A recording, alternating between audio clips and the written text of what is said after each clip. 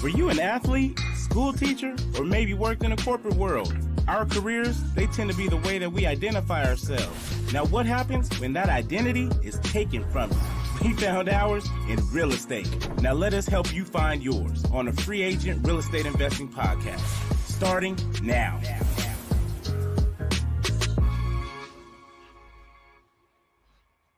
Welcome to the Free Agent Real Estate Investing Podcast. I'm your co-host, Stratton Brown. And I'm your other co-host, Michael Butler, man. Thank you guys for joining us. Thank you guys for coming. Mike caught the vid, went down. Jeez. We had some editing problems. I was gone for like a week and a half, but we're back. Yeah, and what I think a lot of people can get from it also is the fact that I feel like our quality has been better in the product that we put out there to them. Oh, yeah. And so it's some growing pains, but if we didn't have growing pains, I mean, how could anyone relate to us if everything always looked perfect? Yeah, right. But we were talking about before we got started. I hate driving. I hate people teaching to drive for dollars as a marketing method because it's not a marketing method and you're not doing shit. If you're just driving and like building a list and then you don't do anything with it, which the majority of people do, you're not going to get anywhere. And at that point, you're burning money, and someone told you like, "Hey, just go use all your gas money." Yeah, I think I don't think that people are teaching it as a marketing strategy. I think people are teaching it as a way of getting into real estate with very low cost, but not as marketing, as a way of building a list to market to. I haven't seen someone necessarily say, "Hey, go drive for dollars," but don't do nothing for it. They're but that's what happens, right? Like people drive for dollars. Can't control that. You can't control that. You can tell them to go drive for dollars to build up a list of distressed properties, but at that point, you have to, once you export that list, you have to call the people. You have to either direct mail them by sending the postcards through Driving for Dollars app or whatever it may be, and going from there. Yes, it's not marketing, but it's a way to accumulate a list that no one else has. I still do not care about people who say they don't have money. Like when they say like, "Oh, I have no money to start." To where like I know the best thing that you should be doing is you should be building your own list, getting Mojo Dialer, getting Mojo on the go, and cold calling while you're driving for dollars and still building that list. Like that is ideally the best situation. Like if you're just fucking driving around and maybe you're like listening to podcasts and stuff. Like the best thing to do, the only thing that makes you any money is talking to people. Agreed. So, and I go back and forth with that on calling them on the spot, stuff like that. I do think there's a sense of efficiency.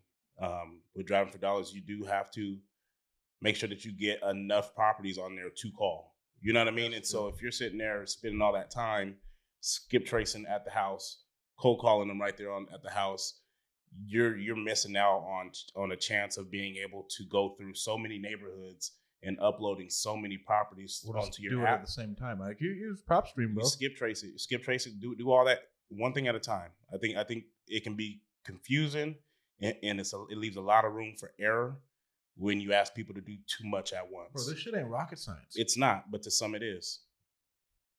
I can pull up to a house. If it's rocket science to you, you ain't gonna make it. I can pull up to a house, skip trace it, call it right there on the spot using PropStream app, right? But not everyone's.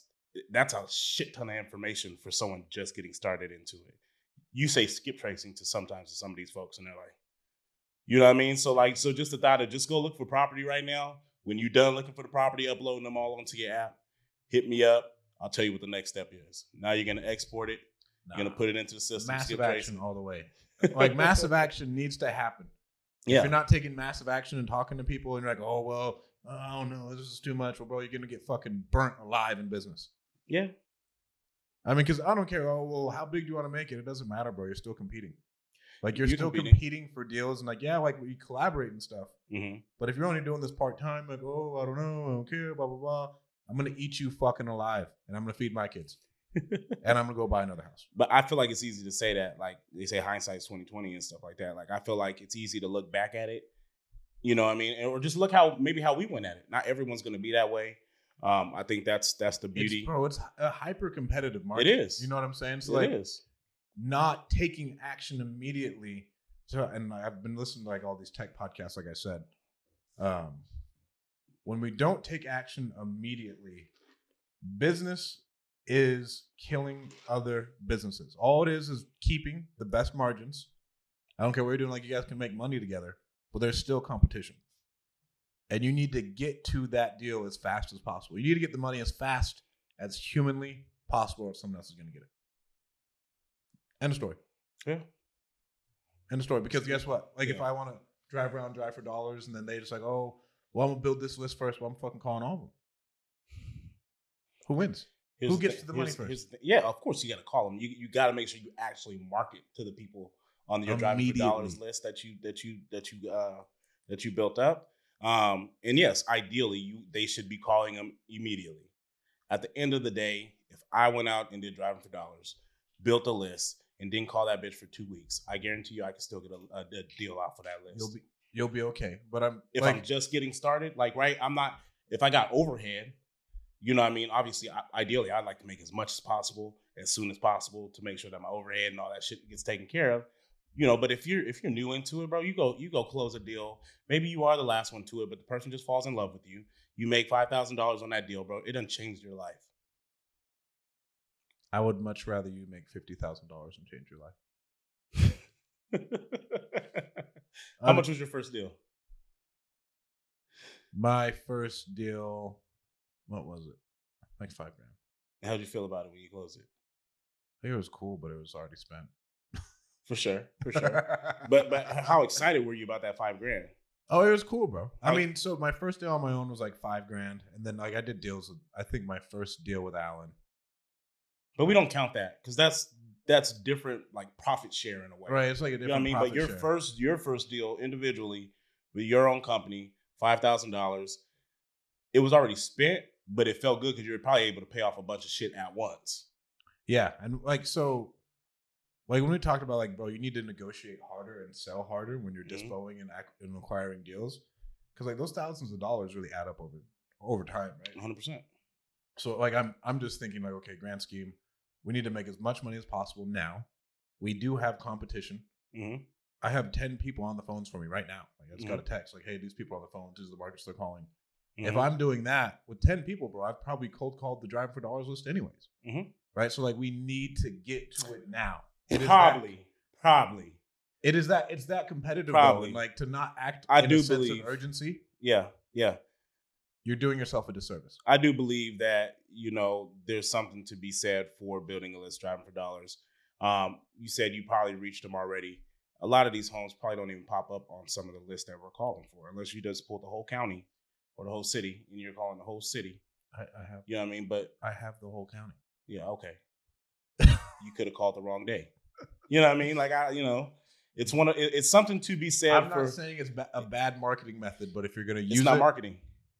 It's not marketing. It's something to be said about cold callers calling a list, waiting, hoping, you know, not hoping, but, you know, going to get a lead compared to somebody calling a known distressed list. That conversation, my conversation, it shouldn't be different.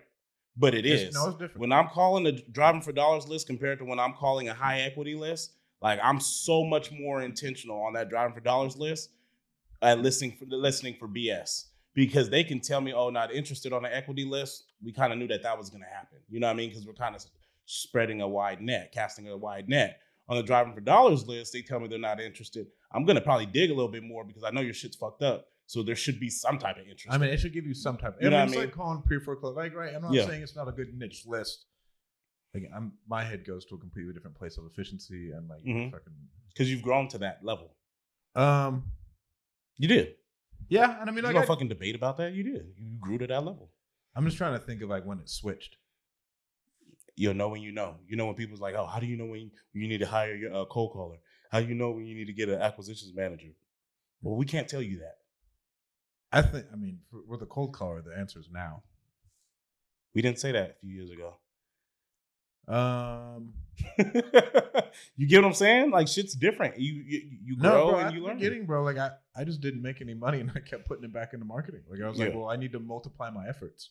That's the way I think, right? I just want to duplicate more eyeballs and getting out more feelers to get more deals through experience. No, well, and I guess like so with Alan, like, but as soon as I was with Alan's like, no, bro, we're fucking paying money, we're dropping money, and we're actually marketing. So that was a really, really good segue for me. For like now I'm on my own. I'm donating plasma. All of that money is going back into marketing the text message. Like all of it. Like at the very beginning, like, okay, get it back into it. All right, we're going to pulling lists. Like as soon as I got it, I had a chick texting and I was cold calling because that was like the most cost efficient thing I could do. But like, it was like, all right, how can I multiply my efforts immediately? Because that is the only thing that's really going to get you some momentum. Yeah. That thought process is what I'm saying is more of a mature thought process of being able to duplicate that and actually knowing how to go about that. Because I know one of the things before, even for me, was just like, okay, I need to hire someone, but what exactly do I need them to do? You know what I mean? And I feel like sometimes you only know that stuff by going through it and understanding where you're failing. So, and that's why you need a coach. And that's why we're trying to make this content too, though, because like people don't fucking talk about this shit. Like the growing pains. Well, I mean, just like really, really stupid stuff. They say just how to get your first deal is like generally the content, and then everybody, and then it goes into coaching, right? It's like there is no like semi in between. Like yeah, like we both offer. You kind of coach them, but at the same time, yeah, like you can listen to this podcast. Yeah, and I promise you, like you'll give value. Everyone talks about giving value. Like that's what content is. Content is giving people free value. And giving them free game on it's low key coaching. Yeah, I mean, because like that's and when valuable. you start wanting more of my time is when it turns into coaching. If you want your handheld at that point, exactly. But like me saying, go do this, this, and this, that's a lot of value that people fucking pay me for, anyways. Yeah, right. But like that is something that if you listen to this and you implement it immediately, I promise you'll be better off. Yeah, you may not be making as much money at the beginning, but like cool. Generally, whenever I'm starting a business, everybody makes more money than I do for like a year and some change. Like I don't really even make any money. Yeah. And then once the business stabilizes and it's good, okay, now I can start making my money. Yeah. But then even now, like when we hire on sales reps, your sales reps will probably make more money than you for a while too. Like as you start getting into like real business, I don't know, multiply your efforts as soon as possible. Just with how hyper competitive the market is right now, you just need to be in front of as many bodies as you humanly can. You know, I think speaking on this market, because it's funny because it's a conversation I kind of had even with myself when you start to notice any type of slowdown or just you start to notice a little bit more resistance kind of where you're going, and you got to kind of think about like, why is this happening? And you start to, before you start having like a pity party, right? You start thinking, okay, this person's still being able to do stuff. This person's still getting stuff done. So it's just me, right? And so that's how it was for a while. But then you got to kind of dig deeper. And we always talk about being good at something, you know, because what ends up happening is if you look at a lot of people who still are moving and going right now, a lot of it is pipeline stuff. A lot of it is long-term marketing stuff that they've been doing. Niche stuff, whether it be probates, whether it be pre-foreclosures, trustee sales, stuff like that. They've just done it so consistently for so long. You have an actual pipeline. You have an actual pipeline. And so when times get tough, it looks like they're still rolling because they did the work ahead of time. That's what, yeah. You know what I mean? Whereas if like in my company, we're doing a lot of cold calling. And I'm kind of like, fuck, who's having a lot of success right now cold calling? Right? You know what I mean? It's there. No, like, I mean, people but it's pretty fucking tough right now, cold calling. You know what I mean? People have success from it, but like, again, bro, like you're going to be talking to these people for years. Mm-hmm. Like, because like you'll talk to, I remember talking to leads that were deals immediately, but then you're fucking just kicking the ball forward. I had a lead come in yesterday. Not even a lead. I had a lady give me a call back. I've been trying to reach her since the end of December. Right. And she's been going back and forth on it. Kind of like, oh, you know, she's not really trying to make the commitment. We knew it was a long time nurture type thing. She'd been trying to reach me. We've been touching her from both ends, from two different companies, being a partner. We've been touching back and forth with her. And she asked me kind of what was it that I had offered previously. Told her what that was. She's like, that's good for me. And I was kind of stumped. I was kind of like, whoa, okay. You know, I'm like, so, you know, is this something that you were looking to move forward with? And she's like, you know, yeah, it's time.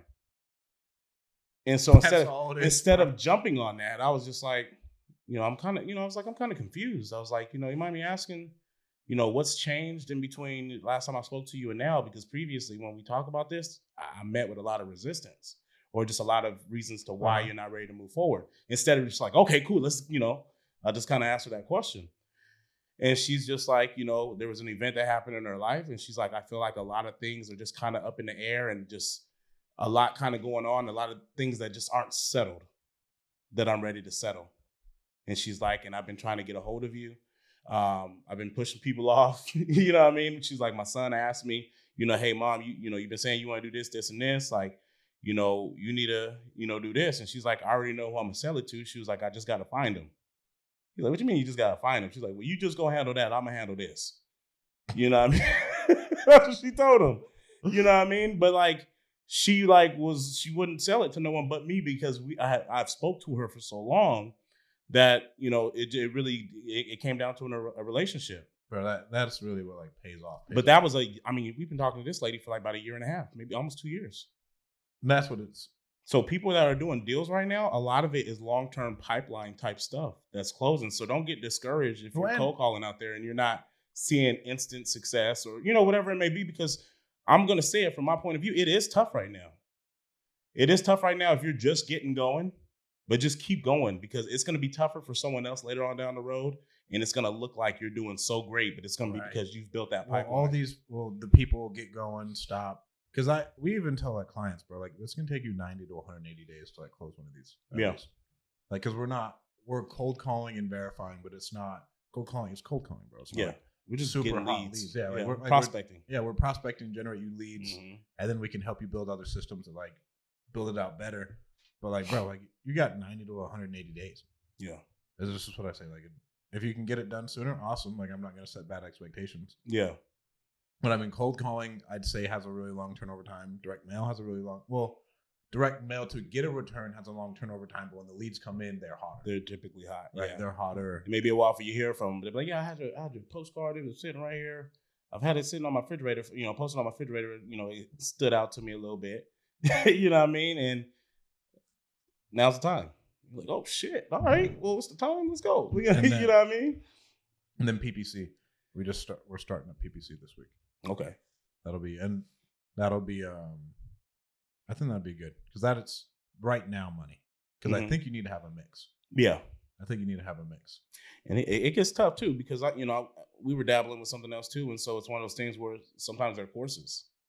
You know what I mean? And so you gotta take your attention off some stuff sometimes to sit through these courses. And I know that's something that you could possibly do in the nighttime.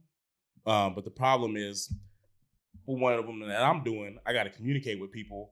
That's a really hard one to be able to get things done, and that's typically during our business hours. So it's like I can go through the course at night, but the stuff that I need to be requesting to move forward is during working hours. Can you do it via email or no? It's all via email, but at that point, it's looking at what they're sending. It's analyzing it. So I mean, it could be something that I can have a VA do. To be honest with you, right? Like it may be just like, hey, do this. Here's the back and forth. Mm-hmm. Generally, at this point, but that's a relationship that you got to have with the people because you eventually got to go in and negotiate with them. Yeah, I mean, you can read through it, and then when you have to go in and negotiate, then you're like, yeah, we've been talking to you forever. You're still reading the emails just because you aren't writing them. Yeah, you're right. Right? It doesn't mean it's the end of the world.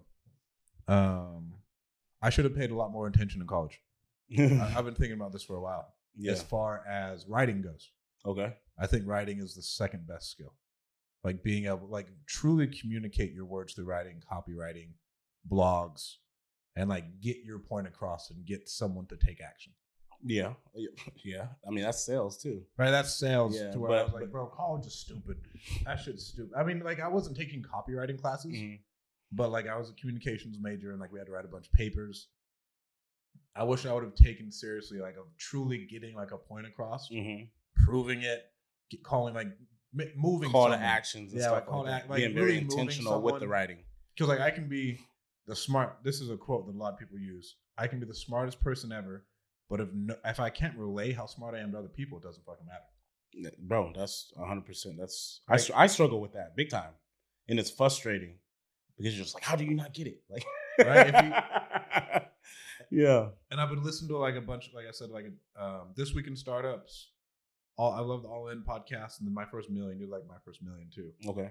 And a lot of like, for whatever reason, a lot of these like CEOs of these big companies have like blogs that they write about. Like it looks nice. Yeah. Right. Of just like writing a blog, calling that what we're going through. This is how I handled it, blah, blah, blah. And then I can use that for like my email copy. Right? Because the more emails I send, the more money I make too. Okay. Right? And then I can build my list. And if Frisella does a good job at blogging in a way. Yeah, he always posts something. Yeah, his little dinky emails that are like 2-minute reads. Well, not even that. It's like but you know what I mean. But like they're good reads. You know what I mean. So for sure. Right. To where that I wish I would have paid a lot more attention in college, so I would have been a better writer and actually developed that skill. I mean, but hindsight's always 20/20. But I was like, well, it's just fucking stupid. With college, like I mean, we can always say like, bro, you don't need to go to college, stuff like that. But I think if you're intentional with what you're doing in college, and I think a lot of I feel like a lot of other races are very intentional with college because they're there. It's more of a specific knowledge that they're going for sometimes. That's why I think grad school is always dope. If you go to college and you don't go to grad school, you're wasting your time, in my personal opinion. Because the rest of the stuff is GE. Yeah, like it's like GE, and at this point, like a master's degree is what a bachelor's degree used to be. Right? Yeah, because you're really going for your master's degree. Like you're really going. You go get a bachelor's degree, and it's like, okay, now what do you want to do with your life? Like, I want to be a teacher. Okay, you got to go get your master's. You need to go get. If you're gonna do, how come I can't take that first, bro? What did I go to school for 18 years for? Yeah, like if you're going to go to college for whatever you do, generally, if it's going to be a skill that like you learned and it's worth something, you're going to have to get your master's anyways. And to get a good job these days, I mean, I know this is a fucking entrepreneurship podcast, but like you generally need to have a master's. You have to have a specialized knowledge. You need to have a specialized, like when I'm hiring people, I need a very, very specific skill set. Like now, like I have a completely different mindset of like what needs to be done. Like I want fucking internships. Yeah. So I can be like, okay, no, you've done this before. Like you have talent in that. Like you've done it. Like I don't have to fucking teach you. I don't have to onboard you for 3 weeks. Cause like, bro, that's a lot of time. Yeah. And you just lost a month's worth of salary. You know what's crazy is because when you go to college and you think about and you declare like your majors and stuff like that, you're declaring it based off of what you would like to do for a living in the sense of like, I want to go teach, or I want to, open a nutrition business, or, whatever, be an accountant or whatever that may be. And we're looking at it more of who would hire me, or what that money looks like based off of kind of what some of my interests are, and who would hire me with this, instead of looking at it as, like, this is what I like to do. I'm very good at math. You know what I mean? So let me go get super good or super specialized in accounting or financing. And then from that point, providing a service to everybody. Not who would hire me, but I'm the best at this. And I have the specialized knowledge in this. And you can command the most dollars. You can command the most dollars instead of thinking who's going to hire you. Think about who can I provide this service to. Yeah. Bro, one thing that baffles me is that like door-to-door salesmen who don't want to be entrepreneurs. That's fine. But they're entrepreneurs already, bro. Like you don't get fucking paid unless you go knock these doors. You might as well build something that brings you in some fucking money. Yeah, I'm not here to change their mind. Oh yeah, right? But like, if you good at it, sure. I was just like talking to some dudes, right, and like they just didn't want anything to do with like being an entrepreneur. It's scary. I was like, what? I was like, you're already an entrepreneur, bro.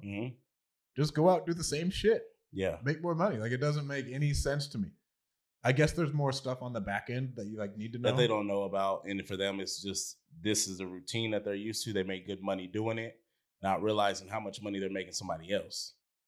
But at a point in time, right? Like, do you want the headaches? Do you want the fucking phone calls? Do you want the, oh shit, how are we going to pay payroll? Like all these other fucking things that come up, the cash flow issues. Nobody wants those issues, bro. I don't even like they come with good things though. Yeah, that's what I'm saying. The reward is just way better. It's just way better. So like when you got to deal with some shit, it's like, I figured it can't be this easy. Like, you know what I mean? Like, you're not going to make all this fucking money and not have no fucking worries. That's what they said. Like, that's the difference. Like, that's why people don't own shit. That's why people aren't bosses, is because people don't like to take accountability. And in order to own some shit and to be your own boss, you have to be able to take accountability when shit doesn't go right. Right? Isn't that awful? It sucks ass. You know what I mean? Like, you're just like, fuck. It's like a quarterback, bro. Owning your own business is being a quarterback. The expectations for you is everything. Someone else does something wrong, fucking it looks bad on you. Yeah, receiver runs the wrong fucking route, and you throw that's on you. You know what I mean? It's on you. They just see that it's your pick. It's not their job. They didn't see that the motherfucker tipped it up in the air, and then it got picked off. Like that goes on my stat line. Yeah, but I can't go out there and throw them under the bus to the media saying, "Oh, this motherfucker wasn't making no calls." Right? You know what I mean? Like, you can't go out there and do that stuff. When you take accountability. When he did that, bro, blown up. Yeah. What? You're gonna fucking throw him underneath the bus, blah blah blah. As a leader, if you don't take leadership, if you don't take ownership in your fuck ups, bro, it's all over. Yeah. It's all, you lose everybody. Yeah. You know, and who do you gain by taking ownership of something that's how you know you got a good team. When you take ownership of some shit that everyone knows wasn't on you, right? No one else knows outside of the room. No one else knows that it wasn't on you. But when you just take ownership of it, even though everyone knows that it was somebody else, like, your team fucks with you more. Yeah. And it's the same thing with the business, bro. You protect your team, bro, and they'll always protect you, and they'll always serve for you. 100%. What else do I got in here? I still think college is a scam. That was the next thing. I still look at college courses every once in a while. I'll go on Fresno State's website. Well, bro, MIT has all of their courses online for free. Oh, really? I go on there to look at. Throw that out there. MIT has all of their education content online for free. Hey, so it's funny because I was talking to we was talking about something with my family, and I was just like talking about how substitute teachers is making so much more money than what they were making before because the demand for substitute teachers. Yeah. And I kind of joked around like, shit, I'm about to go back and substitute teach, right? And I was like, I'm gonna go up in there and start recruiting everybody for driving for dollars. You know what I mean? So I'm about to have a class. I'm like, hey, everybody pull out your phones. They're like, what? Pull out your phones? Yeah, no, go ahead and send you a link. Download this Driving for Dollars app. You know what I mean? And then I'm just gonna tell them like, hey, your homework assignment for this week is each and every last one of you guys go find 10 distressed properties. Load them all up on the app, and if you bring a deal that ends up closing, I'll pay you $1,000 for it. You know what that would do to a fucking junior high school kid? Right. I mean, bro, $1,000 is a lot to a kid like that. And what is that for me? Nothing. But do you think I would have their attention in class? You know what I mean? They go ahead and they do that list. The next, we're in class. Hey, we're going to do a little round table, man. We all going to take a cold call. We're going to hop on this dialer. We're going to talk about it, and we'll analyze the call. Right. Well, how dope is that? I think it'd be cool. I think it'd be cool to teach an actual entrepreneurship class. Right? Like, I think that would be so dope. We're analyzing the call. Okay, where did they mess up at? Oh, well, when they were talking, they were actually getting into some of the motivation, but then he skipped over it because he asked what the price was. He should have dug deeper in there. Right? Like how dope? Like, can you imagine the conversations in the class about that? So Texas State is like one of the only schools that offers like a sales degree. Really? Yeah. Well, they my friend is like number one in dish sales in the country. Like he's like every year is like number 1 to number 3 at door-to-door dish sales. Mm-hmm. And he goes down to Texas State and recruits his ass off every year because they have an actual sales degree. Mm-hmm. Imagine that. It's amazing, bro. Bro, that's a degree. Like if my kid's going to college, and you want to go get a sales degree, and you can make bank while learning. It translates to everything, dude.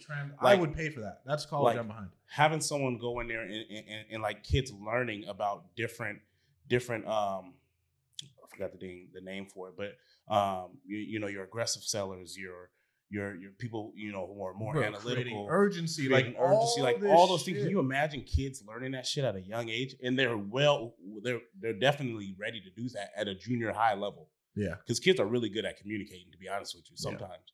Yeah. But being able to really analyze like who they are, personality trait wise, how to best communicate with others who have a different type of personality. This person's a lot more aggressive. They may self-internalize that, but think about if we taught them how to recognize it and what typically works for a more aggressive person. Bro, 100%. Now, I would go back and I would teach like an entrepreneurship class at high school. Yeah, I go sub if I could do something like that. I'd teach like an entrepreneurship class and be the wildest shit all these kids. And then document it, bro. Document subbing in a class for say 2 months. And I'd make them all start an actual business too. I'm like, no, like we're gonna go out and make some fucking money. Like we're not doing this shit in theoreticals. Like no, we're doing some shit. We all gonna have some off-whites up in here, bro. It's 2022. You can go online and make money. Like you can do it. Yeah. I would want the one thing I want to do. I want to be able to fund young entrepreneur startups. Yeah. Like I'm talking like high school kids. I think Travis Kelce does something similar. I don't know if he funds it, but I know he has like a big old like shop. Like so, I'm gonna fund my cousin wants to sell crystals. I'm gonna like rocks, like so stuff like this. This is my money. You've been selling rocks for years, right?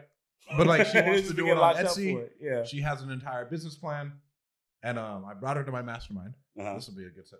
So I was like, she got in trouble for selling weed at school. Okay. I was like, you know about money. You got a skill, okay? Like, you got a skill, all right. What's up? Like her parents and like everyone, if my family found out, they'd be like, "Oh my god, what?" Blah, blah, blah. Like all the fucking Mormons, right? Like, oh my goodness, you chose the wrong product. You're right. I was like, all you did was just choose the wrong product. I'm so fucking proud of you for understanding how money works. Yeah. And so I was like, all right, so you're gonna come with me to my mastermind, and you're gonna sit there for 2 days. Yeah. And you're gonna listen to everything. And so I brought her there, and I was like, Aaliyah, go do this. Aaliyah, go do that.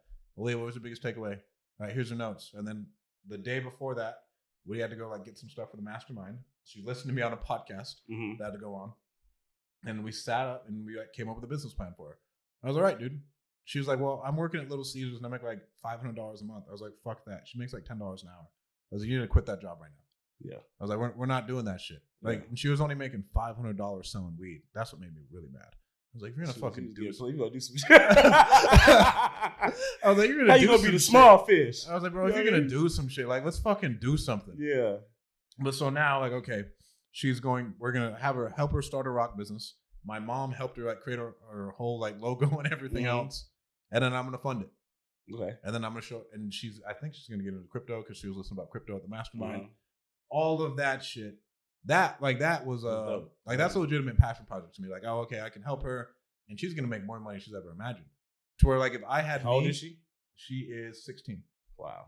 If I had me when I was 16, right now I was just kind of like just fucking off, whatever. Like, she's an amazing kid. She's so smart. Like, she's gonna kill it. Yeah.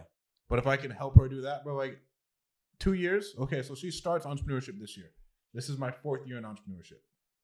In reality, if I'm programmed into her what I know, by the time she's 20, she's making millions. She's shitting on me.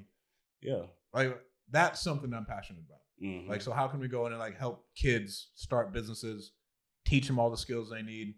Because like that, I don't think school really does. It doesn't teach. No, it doesn't teach. And like history and science are amazing. You need to know those things. They're important things to know, kind of like where we've come from. But are we trying to repeat that process, or are we trying to grow? Well, and you're not trying to learn how to be an employee. Yeah, you know what I mean? We're just teaching them things to be able to kind of fit in, really. You know what I mean? Like, school teaches you how to have the same base point of knowledge that everyone else does, so you don't necessarily stick out. You kind of just blend in with everybody. We all know the same type of shit, which ain't shit, right? We all know the same type of shit. And you memorize shit, like, where, again, like, bro, if you need to know something, Google it. Yeah. Oh, you don't know your times tables. I'm like, okay, dude, fucking play your calculator. Show your work. Shit, for what? What? Yeah. For what? Like, there's more than one way to skin a cat. Like, you can do it several different ways. But yeah, so that's one thing I feel like I am really. So, like, is it cheating, to get on the internet and look for the answer? No, bro. Like, in business, you're supposed to fucking collaborate anyways as a team. So, like let's really get this problem solved. Think about what we actually teach kids when it comes to, like, some of these tests, and like, they stress out about having to know or retain certain knowledge because you're gonna need it at some point. It's so important to like ingrain this in your brain. Like, you need to know this for whenever someone just calls it out from you. When in God's name is someone gonna want to know who the 23rd president of the United States is? And I think it's good to get educated on history, but memorizing that does not serve my children. No. They need to know about them and everything else. But when it comes for specific knowledge, everybody used to buy those fucking mass encyclopedia sets. Yeah. But you just need this motherfucker right here. I got two of them. You just got to fucking know where to go look for that information. You got to know where to look. We've officially decided to homeschool, Really? Oh, yeah. Well, awesome. Bro, everyone in the DM family homeschools their kids. Makes sense. Everyone. I mean, I get it. 100% I get it. I'm not against it. It was kind of wild. And so they do like a homeschool co-op to where like it's just have a better teacher. Yeah, you get to choose a teacher. You get to choose a teacher. You guys probably make good money. The teacher makes good money. The curriculum's better. And then they get more free time because, like, bro, 8 hours of school, that's just to match the 8 hour workday. How do you, just 100%. It's just to match the 8 hour workday. The first time when I went to college, that was the first thing I said. I was like, bro, I knocked out all these classes today and I'm fucking home by noon. I'm like, why the hell was I at school till from 8 to 3 my whole life? Doing what? Doing what? You know what I mean? Like, don't give me my breaks. Don't give me my fucking recess. Don't give me none of that shit. Give me what the state say you got to teach me and let me go home. Well, that's the other thing. parents aren't home. Right, parents aren't home. So that's why they have an 8-hour daycare. But then like showing, I heard about this school on Bigger Pockets. It's a school where it's like, hey, get your work done and you can go home. And like the parents are affluent. Oh, that's tight.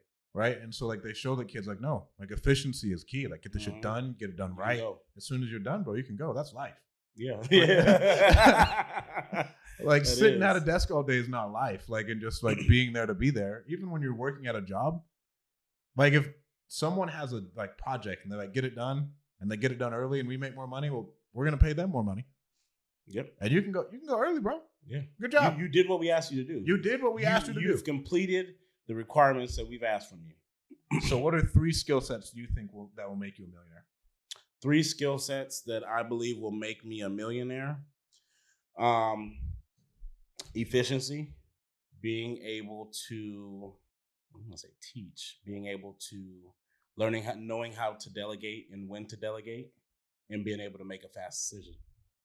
So being able to make so here we go. Being able to make a decision, being able to delegate, and being able to be consistent. Okay. What are my 3? The first one I think is sales. Okay. Sales and marketing and the same thing. You. Right. I mean, like being able to like create urgency and get someone to move, right? Yeah. Sales and marketing. I still think leadership is probably the most important skill you need as a millionaire. Like, so, and like being leadership, being able to persuade people, being really emotionally intelligent. Like Jeffrey Epstein, bro, had superpowers. Oh, so, okay. Now we about to go off track now. Bro, he had superpowers. Me and my wife just watched it. Bro, he had superpowers. I was thinking that. As we were watching it, I'm like, bro, he had all these billionaires in his fucking pocket, and my man didn't really do shit. He had superpowers. Yeah, it's fucking, like, after watching it, I'm like, there's no way he didn't do none of this shit. Like, all this shit, he did this shit. Like, it's too many things pointing like, mother, you did it. Yes. But the fact that he was able to manipulate this shit so bad and continue to make so much money, and what did he do? Bro, he's the only person I've ever been like, yeah, bro, this. What does he do? He's an alien. Like, people say, like he's like the Gatsby. Like, bro, 100% he was like Gatsby. Bro, owned all this shit, bro. I mean, he was a sex trafficker. Yeah. That's how he made his money. But like the way he got people to buy in and like these billionaires bought in, that was the only time I've ever like seen someone like, dude, this dude is fucking talented. Yeah. Like they low-key like hyped him up as like some psychic in that documentary. I mean, honestly, bro, like what, dude, you look at some of the interviews that they had with him and stuff like that, like, and that's where you start learning, you learn about personalities and stuff like that. And, you go to when my man, right? But you go to when they actually, when he killed himself, right? But all this shit started in what, 95? Yeah. So people talk about like how he just believed he was untouchable. Motherfucker, he was untouchable. Since 95, he been doing this shit and ain't nobody been able to put him away. Yeah. You tell someone that they can do something for 27 years and they're not untouchable. So we'll loop this back in. I think the ability to lead people and persuade people would be the number one skill, because I still don't fucking know what it is. Like that's paramount. Like lead, persuade, cast vision, sales and marketing. Okay. And then what would my 4th skill be? You said 3. Oh, sorry, 3. Those are the good 3. Sales and marketing I see is like 1, right? Because like they're different. No, they're not. There's a podcast with my boy off of The Wolf of Wall Street. Okay, so like him and Grant, right? There's one thing to do sales and there's one thing to do marketing. So like the hard part is, right, like I can do sales with my emails. Yes, that's also marketing. Right, but that's sales. You're like, selling within your marketing, right? Because we talk about marketing. Well, like a good marketer who can write really, really good copy. Mm-hmm. Like those emails that I always brag about me sending out and making money. Yeah. That's me just doing sales. But what if you were a good marketer? What if you were in front of all the right people, but you couldn't fucking close them because you sucked at sales? Okay, sales, marketing. You know what I mean? Like that is a skill. Anybody, like I can get in front of everybody if I'm a good marketer. But what is my sales pitch? What is my hook when I get in front of them? Because you can get me in front of somebody, but not know how to fucking help me turn that into money. I mean, like, so let's say I can send it all to a landing page and I wrote all the words and everybody buys it. You send them you get them to a landing page. Yeah. So I wrote an email Mm-hmm. that inspired someone to click something. Mm-hmm. When they click it, they go to another page and they're like, oh my God, I got to buy this. And they click it and they buy it. But you don't necessarily have to write what's on that email, though. You just knew the strategy to get them there. So that's why I think they're different. Okay. That's why I say, like, because you don't have to write the copy, but you can know the process on how to get them to click funnel, basically. Yeah, I mean, you're so I think they're two different things. So sales, marketing, and leadership. It would be interesting to see what other, because one thing I've seen is that people are sales and marketing and leadership, bro. Because I look at Pineda. Pineda's like, bro, I don't do anything in the day to day. So he leads the companies and casts the vision, and then he's really good at sales and marketing. Well, he started off in sales, but he's an amazing marketer at what he does on social media. Mm-hmm. And he made an ungodly amount of money last year. Yeah, like an ungodly amount. Mm-hmm. To where I see those three skills being that, and then the next thing I would think would really be, those things. Like we could go on to it. Efficiency is like for sure one of them, because like when you're a billionaire, you're good at everything. You're good at managing and you're time. Fucking efficient. Like there is no, you can't get there without. There's no fat. There's nothing, bro. Like it's on, and there 8 hours a day. Is a real. That's a real 8 hours, and that's probably a fucking year for you. Yeah. Like it's just different. So I guess our question to you would be: what are the 3 traits that you believe that you need in order to be a millionaire? Consistently. I mean, you can become a millionaire off a lot of things, but like to repeat it over time, have a skill set that's developed that you can rely on. Yeah. That was a good 3, bro. Marketing, sales, and leadership. Like those. That's 100%. It shows who's spent more on education and who hasn't. Well, bro, you should have came to the mastermind. Jake, how dope was my mastermind? It was incredible. You know how I know that mastermind was really good? Because there were some people in attendance to that mastermind who literally, when they got back, hit the ground fucking running. And I ain't dropping names, right? But they know who they are, and I see it, and it's fucking awesome because it's about time. And so for me, it's like that person went to the mastermind, your winning mastermind, and fucking got around people that was doing certain things who probably looked at this person and was just like, what the fuck are you doing? You know what I mean? Yeah. Because like, if you really think about it, this person probably should have been doing a lot of the stuff that they put in motion. But just at some point you outgrow, where you are from a business standpoint, because they're still growing.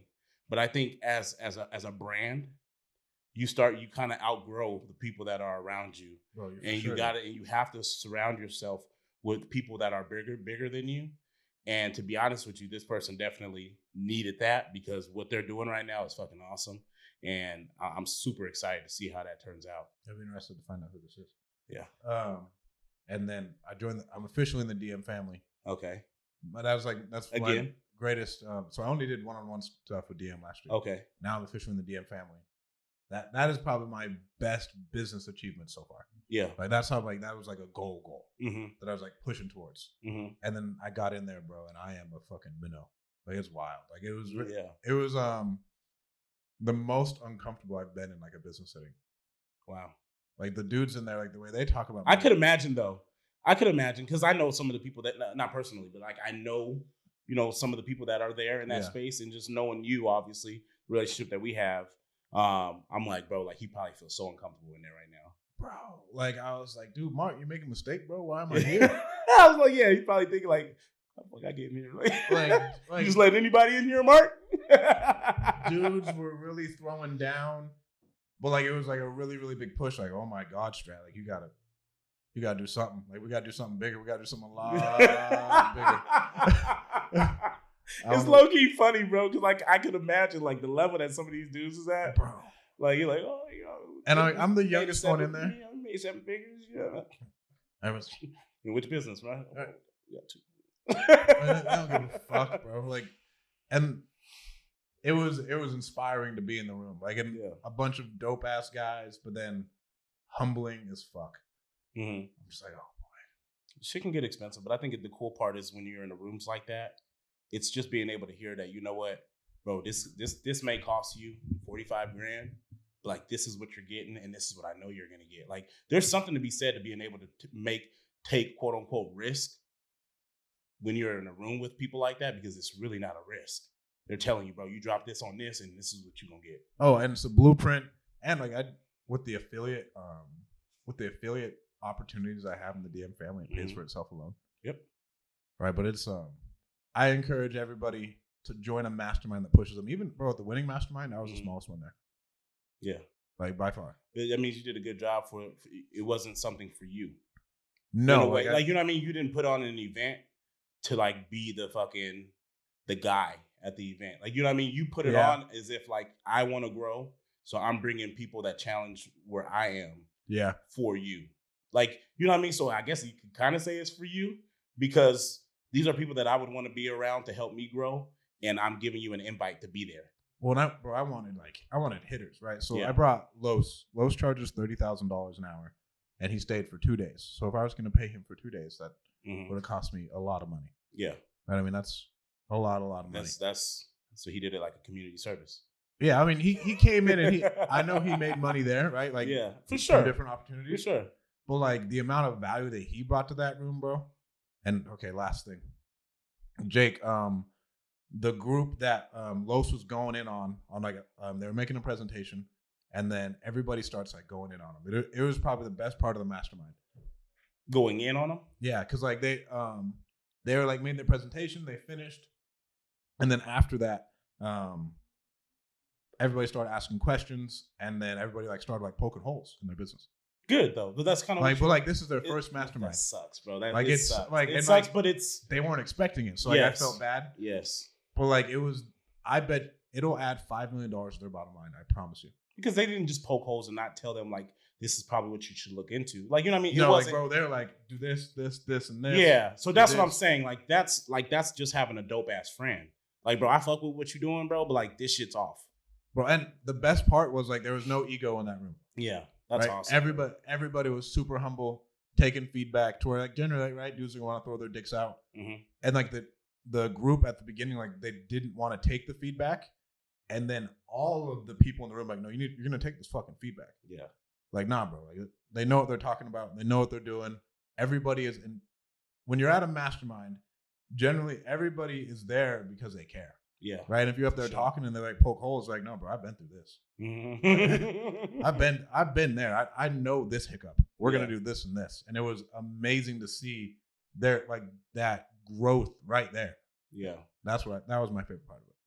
That's dope, man. Because I for sure would have been, a little bit. But I would have said it too. I'd be like, look, guys, like, I'm listening. I'm a little in my feelings right now. You know what I mean? But like, just, because everyone knows it's uncomfortable. So, and I think sometimes if you just say it, sometimes it makes you feel a little bit better about it because like you're not internalizing so much of it. Oh man, like you can get torn apart. That's good though. It's a good place to grow. So yeah, I'm a little bit salty that I wasn't that I didn't go to it. I think, but we had some stuff kind of going on, so it would have been tough for me to make it to that because I know originally I was planning to really just go and just support you, but just with everything else we kind of had going on at the point, it wasn't. I never had it in mind of going to participate in it, so at that point it's hard to really pencil it in like that. But definitely excited for whenever you host another one. I don't know when I'm gonna do it. The next one will be only me and then like 2 speakers. Yeah, you should probably do it like quarterly or something like that. Probably yearly. Oh, yearly. Yearly. Okay. Well, by semi-annual. No, what's the word? Yeah, semi-annually. Like 2 times a year. Twice a year. Yeah. Maybe first quarter, fourth quarter. You know what I mean? Transitioning to the new year, fucking getting your ducks in a row, ironing out things in your business that you did wrong, reviewing some of your numbers. You know what I mean? How to go about that, reviewing what you've done to get yourself ready for the next year. Because let's be real, ideally around the fourth quarter is when the new year really starts. Yeah. You know what I mean? You shouldn't be reviewing your year at the beginning of the first quarter. You should be. Yeah. But we were in first quarter mode in the fourth quarter. And then, for everybody, before we close, we have a meetup on March 3rd. Okay. Henry Washington's coming out. Okay. A guy from Arkansas, bought 70 units in 2 years, all Burr method. Woo! No money out of his pocket. He's from Bakersfield. Last 2 years. The last 2 years? Or 2 years before. I mean, like, he's throwing down. Well, I'm just saying, 70 bird deals. You know what I mean? First and foremost, bird deals are hard to find right now. You know what I mean? So 3 years ago, he started. That's fucking impressive, though. Right? Impressive. He's a savage. He's an amazing guy. He'll come and speak. Right now, we're getting the venue squared away. We're going to have a happy hour. Mm-hmm. It's going to be a good time. I think we're going to have it downtown at a convention center. Okay. Have a full-on bar, have food. Okay. We want to get like 500 people there. Like that's easy, bro. We show up and we show out around here. You know what I mean? We got a really good market. We got real good people in this area. So I think we're going to be solid. Hell yeah. All right. You got any parting words? Man, that's it, man. Obviously, as always, it's dope. Nice catching up. Thank you guys for tuning in. If you guys can always help us out, make sure you like, share, subscribe, interact, right? Leave us some comments. Tell us what you like, what you don't like. Because that's only how ultimately we grow, is getting some type of interaction with you guys and getting you also to help share, our podcast and our YouTube to as many people as possible that you feel will get value from our podcast. So, hell yeah. Thank you guys so much for tuning in.